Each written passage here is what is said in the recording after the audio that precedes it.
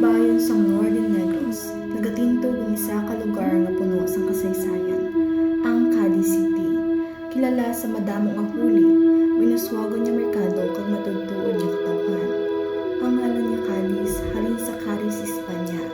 Sang panahon sang Kastila, din pangalanan ni nga lugar bilang duganan sa isa ka coastal city sa Europa.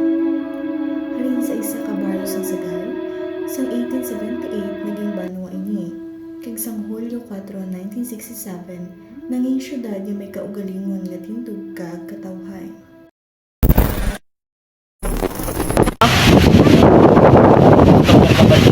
Wala na yung edad. 20, 32. Ano ko lang kung halin ang ngala ay halin ang ngalan sa Cadiz. Kundi nagalin ang ngalan niya natin. Pati bate ko sa Spain. Sa Spain. Sa sigurado ko sa Spain dito sali.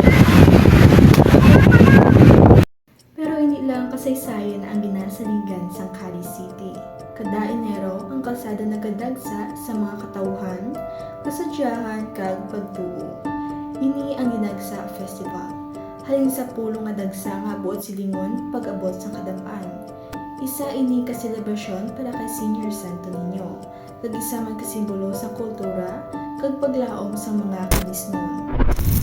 So, good afternoon na. What's your name? My name is Melty. So, may ara kami the question, ano para sa imo ang Dinagsa Festival? Ang Dinagsa, para sa ako ay, amo niyang himo na to, kada year, na magpintahan na ita, mag-gather yung families, kag, of course, have fun. Okay, second question.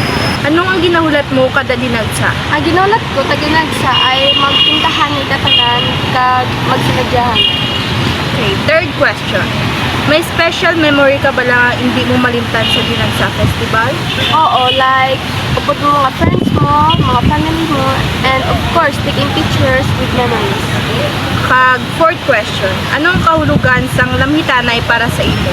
Ang kahulugan na sa akon ay parang like example, ano ka sang isa ka strangers, magtulokay ka mo duwa, kag masmailan, amo nang ibig sabihin sa akin. Apang pagkatapos ang kasadyahan, nagapadalon ang kabuhi. Ang mga ordinaryo nga kadisnon, hindi man sikat pero sila ang kabakod sa komunidad. Mga mangingisda, tendera, kag tricycle driver, adlaw-adlaw nagaobra, nagapisan, kag nagapangabudlay para sa ilang mga pamilya. So, ganito, ang mga Will, Pila rin mo edad ko? 33. Yang saan ka nagsugod sa pagpapita ko?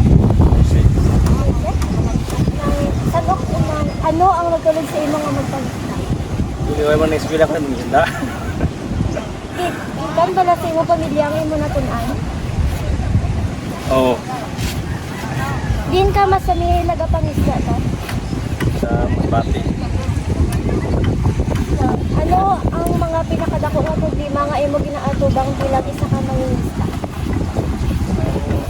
Sa pamilya eh. Nakabakaon sa ila. Paano ang mga kayuntangan sa panahon nga nag-aapektar sa imo sa pagpangisda to? Madlos. May bagyo. Tapos naman ang pagkasama nimo sa mga kapwa nga nagpangisda to? Di mo lang. Ngayong hapon, ano ang iyong pangalan ko sila yung mga edad? Ako na Christina. Saan ako ka nagsugod sa pagbaligya sa uga? Dugay na ma'am. Ano ang nagtulod sa imong magbaligya sa uga? Para sa kabataan. Tapos Ano ang mga pinakadako nga problema nga imo ginaatubang bilang isa ka magbaligya sa uga? wala man kami sila naghahatod. Hindi na mahalang kami para mag-unisisyo, para kung maka-unasyahan lang namin. Ako naman na kami kapakal ng pamitugas para makapagod sa kabataan. Ngayong hapon po, ano yung mga antag ko lang yung Jubito Rivera. 50 29 years old. Ano ang paninda mo kung sila ka nakatuig diri sa pagbaligya? Mga sigiti na gurugang. Ano ang mga kabudlayan mo sa pagtinda? Musimos, pag-aga, balik naman yung display na May isa. suki ka pala nga daw pamilya mo na. Ang huli, ang mabakal mo lang, hindi manggit sila nga may suki-suki. Ano ang imo handom para sa imo mga kabataan? Makaskila lang, sa Pulo Baligya, okay na. Ano yung pangalan? Sila imo edad? Sila ka nakatuig ka tuligya sa Mangan diri sa Tumaw. Sang una nagabalik ako ya bakit yung mga 21 years sa high school.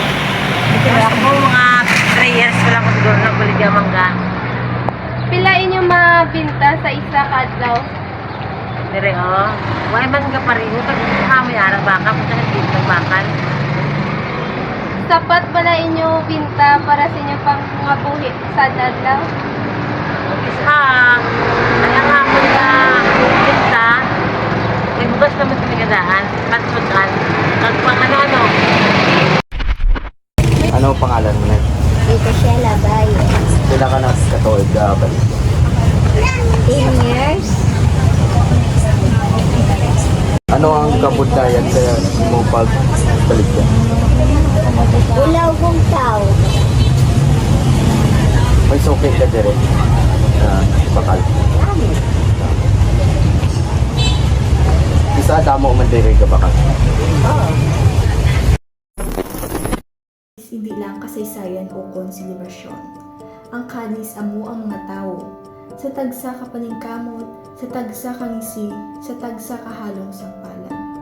Ara ang kusog, kaggabuhi sa isa ka syudad, mapadayon nagaansa sa kabudlayan.